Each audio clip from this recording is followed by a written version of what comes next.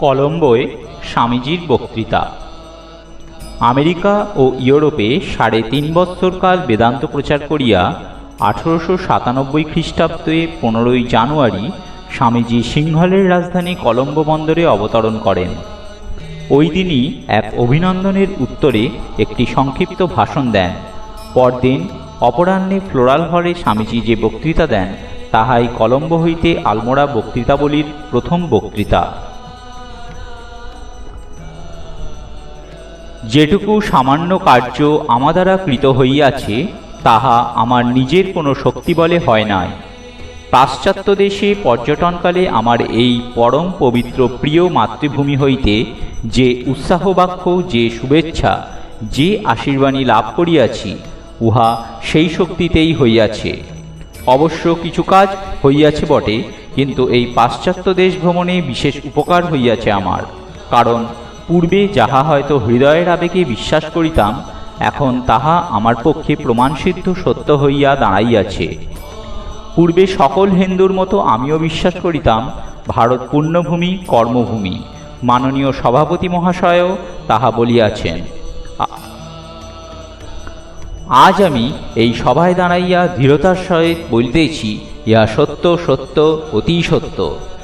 যদি এই পৃথিবীর মধ্যে এমন কোনো দেশ থাকে যাহাকে পুণ্যভূমি নামে বিশেষিত করা যাইতে পারে, যদি এমন কোনো স্থান থাকে যেখানে পৃথিবীর সকল জীবকেই তাহার কর্মফল ভোগ করিবার জন্য আসিতে হইবে, যেখানে ঈশ্বরাভিমুখী জীবমাত্রকেই পরিণামে আসিতে হইবে, যেখানে মনুষ্যজাতির ভিতর সর্বাপেক্ষা অধিক ক্ষমা, দয়া, পবিত্রতা, শান্তভাব প্রভৃতি সদ্গুণের বিকাশ হইয়াছে, যদি এমন কোনো দেশ থাকে যেখানে সর্বাপেক্ষা অধিক আধ্যাত্মিকতা ও অন্তর্দৃষ্টির বিকাশ হইয়াছে, তবে নিশ্চয়ই বলিতে পারি তাহা আমাদের মাতৃভূমি এই ভারতবর্ষ।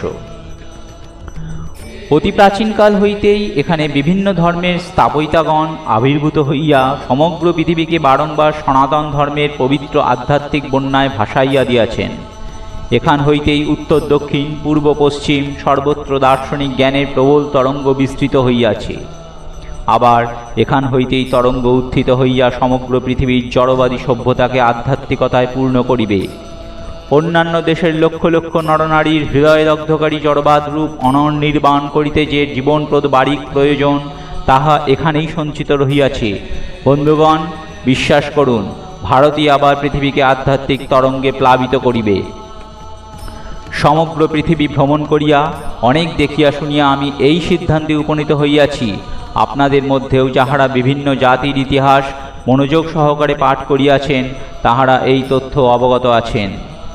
যদি বিভিন্ন দেশের ইতিহাস তুলনা করা যায়, তবে দেখা যাইবে এই সহিষ্ণু নিরীহ হিন্দু জাতির নিকট পৃথিবীর যতটা ঋণ, যতটা আর কোনো জাতিরই নিকট নহে।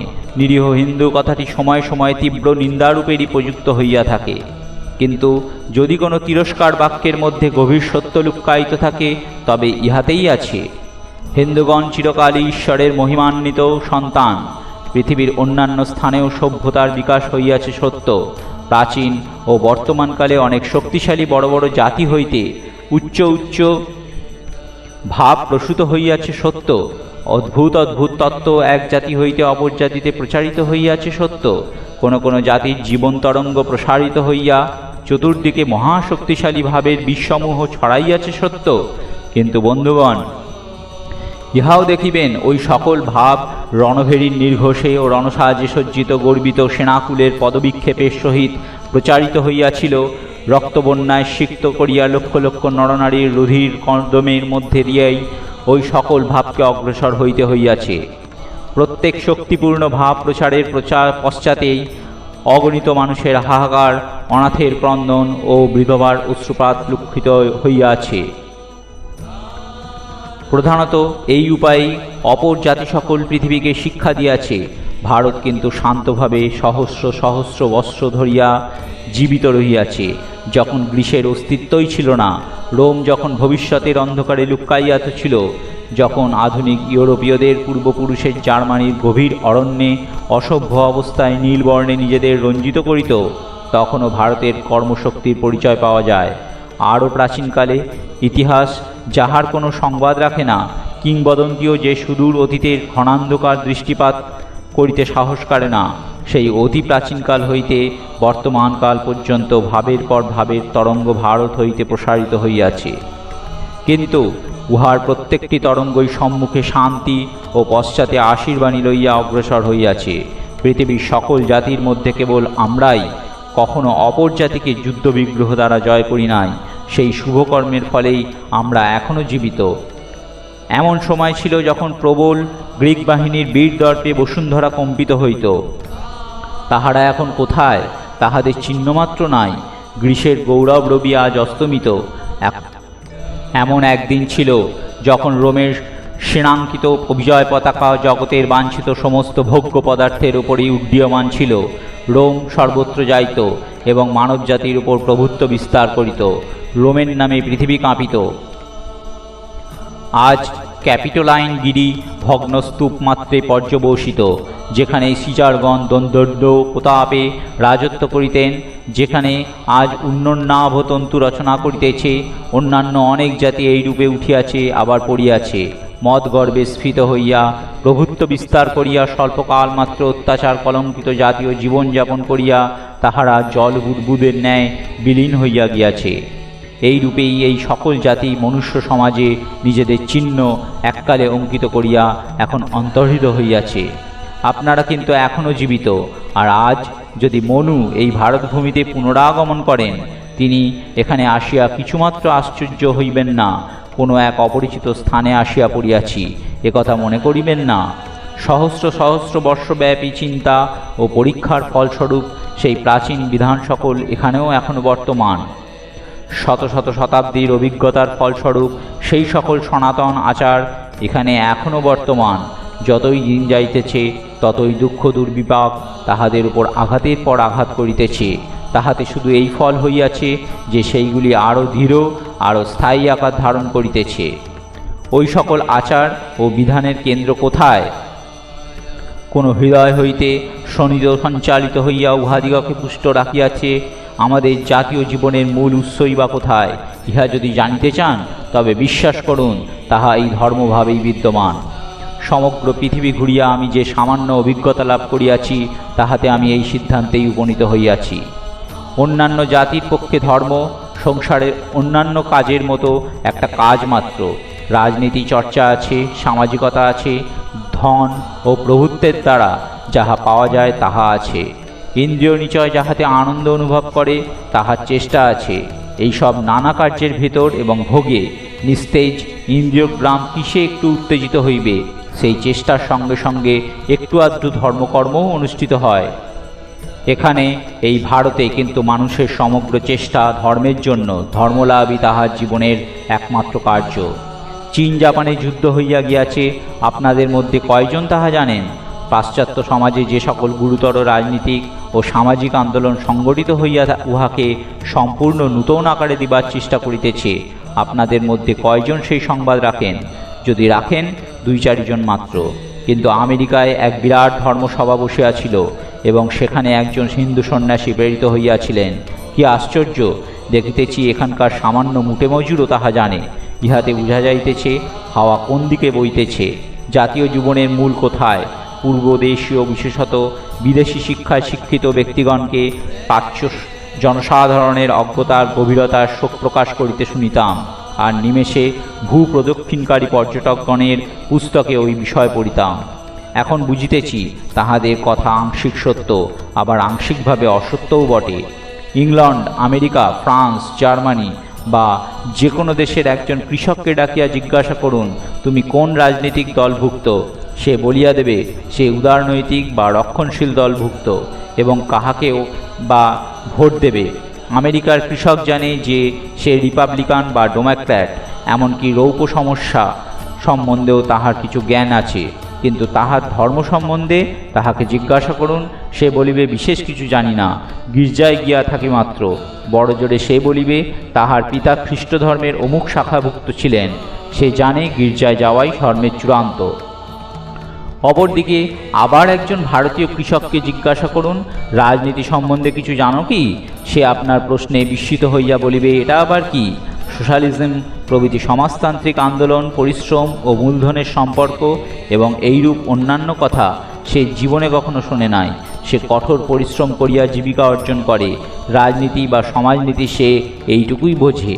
কিন্তু তাহাকে যদি জিজ্ঞাসা করো তোমার ধর্ম কি, সে নিজের কপালে তিলক দেখাইয়া বলিবে আমি এই সম্প্রদায়ভুক্ত।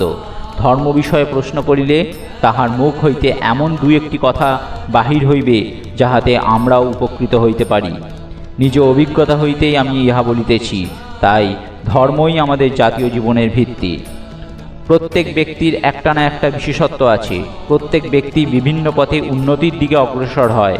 আমরা হিন্দু, আমরা বলি অনন্ত পূর্বজন্মের কর্মফলে মানুষের জীবন একটি বিশেষ নির্দিষ্ট পথে চলিয়া থাকে। কারণ অনন্ত অতীতকালের কর্মসমষ্টি বর্তমান আকারে প্রকাশ পায়, আর আমরা বর্তমানে যেরূপ ব্যবহার করি তদনুসারে আমাদের ভবিষ্যৎ জীবন গঠিত হইয়া থাকে। এই কারণেই দেখা যায় এই সংসারে জাত প্রত্যেক ব্যক্তির একদিকে না একদিকে বিশেষ ঝোঁক থাকে। সেই পথে তাহাকে যেন চলিতেই হইবে। সেই ভাব অবলম্বন না করিলে সে বাঁচিতে পারিবে না।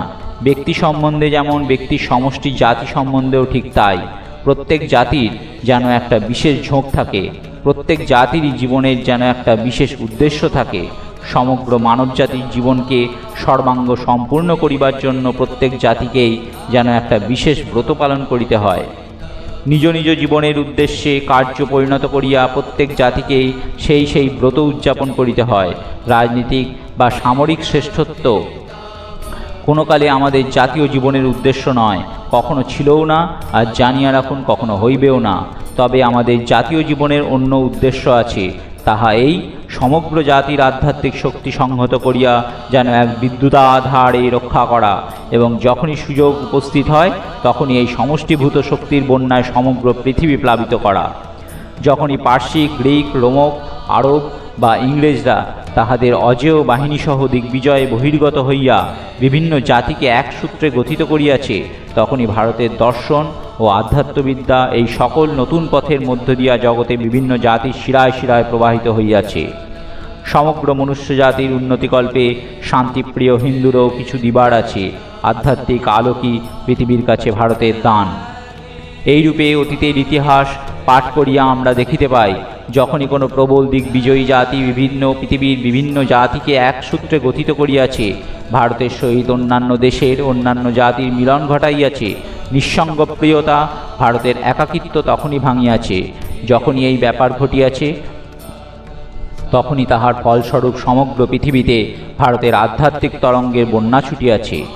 বর্তমান ঊনবিংশ শতাব্দীর প্রারম্ভে বিখ্যাত জার্মান দার্শনিক শোপেনহাওয়ার বেদের এক প্রাচীন অনুবাদ হইতে জনৈক ফরাসি যুবকৃত অস্পষ্ট ল্যাটিন অনুবাদ পাঠ করিয়া বলিয়াছেন, উপনিষদ ব্যতীত সারা পৃথিবীতে হৃদয়ের উন্নতি বিধায়ক আর কোনো গ্রন্থ নাই। জীবৎকালে উহা আমাকে সান্ত্বনা দিয়াছে, মৃত্যুকালেও উহাই আমাকে শান্তি দিবে। অতঃপর সেই বিখ্যাত জার্মান দার্শনিক ভবিষ্যৎবাণী করিতেছেন, গ্রিক সাহিত্যের পুনরঅভ্যুদয়ে চিন্তা প্রণালীতে যে পরিবর্তন সাধিত হইয়াছিল, শীঘ্রই তাহা অপেক্ষা শক্তিশালী ও ব্যাপক পরিবর্তন জগতে প্রত্যক্ষ করিবে। আজ তাহার ভবিষ্যৎবাণী সফল হইতেছে। যাহারা চক্ষু খুলিয়া আছেন, যাহারা পাশ্চাত্য জগতের বিভিন্ন জাতির মনের গতি বোঝেন, যাহারা চিন্তাশীল এবং বিভিন্ন জাতি সম্বন্ধে বিশেষ আলোচনা করেন, তাহারা দেখিবেন ভারতীয় চিন্তার এই ধীর অবিরাম প্রবাহের দ্বারা জগতের ভাবগতি, চালচলন ও সাহিত্যের কি গুরুতর পরিবর্তন সাধিত হইয়াছে। তবে ভারতীয় প্রচারের একটি বিশেষত্ব আছে। আমি সেই সম্বন্ধে আপনাদিগকে পূর্বেই কিঞ্চিত আভাস দিয়াছি। আমরা কখনো বন্দুক ও তরবারির সাহায্যে কোনো ভাব প্রচার করি নাই। যদি ইংরেজি ভাষায় কোনো শব্দ থাকে যাহার দ্বারা জগতের নিকট ভারতের দান প্রকাশ করা যাইতে পারে, যদি ইংরেজি ভাষায় এমন কোনো শব্দ থাকে যাহার দ্বারা মানবজাতির উপর ভারতীয় সাহিত্যের প্রভাব প্রকাশ করা যাইতে পারে, তাহা হইতেছে ফ্যাসিনেশন, সম্মোহন শক্তি। অর্থাৎ হঠাৎ যাহা মানুষকে মুগ্ধ করে, ইহা সেইরূপ কিছু নহে, বরং ঠিক তাহার বিপরীত। উহা ধীরে ধীরে অজ্ঞাতসারে মানব মনে তাহার প্রভাব বিস্তার করে। অনেকের পক্ষে ভারতীয় চিন্তা, ভারতীয় প্রথা, ভারতীয় আচার ব্যবহার, ভারতীয় দর্শন, ভারতীয় সাহিত্য প্রথম দৃষ্টিতে বিসদৃশ্য বোধ হয়, কিন্তু যদি মানুষ অধ্যাবসায়ের সহিত আলোচনা করে, মনোযোগের সহিত ভারতীয় গ্রন্থরাজি অধ্যয়ন করে, ভারতীয় আচার ব্যবহারের মূলীভূত মহান তত্ত্বসমূহের সহিত বিশেষভাবে পরিচিত হয়, তবে দেখা যাইবে শতকরা 99 জনই ভারতীয় চিন্তার সৌন্দর্যে, ভারতীয় ভাবে মুগ্ধ হইয়াছে। লোকলোচনের অন্তরালে অবস্থিত অশ্রুত অথচ মহাফলপ্রসূ উষাকালীন শান্ত শিশির সম্পাতের মতো এই ধীর সহিষ্ণু সর্বংসহ ধর্মপ্রাণ জাতি চিন্তা জগতে নিজ প্রভাব বিস্তার করিতেছে। বৃহৎ এই বক্তৃতা পর্বের প্রথম পর্যায় আজ এই পর্যন্তই। পরবর্তীকালে আমরা দ্বিতীয় পর্যায় নিয়ে পাঠ করব।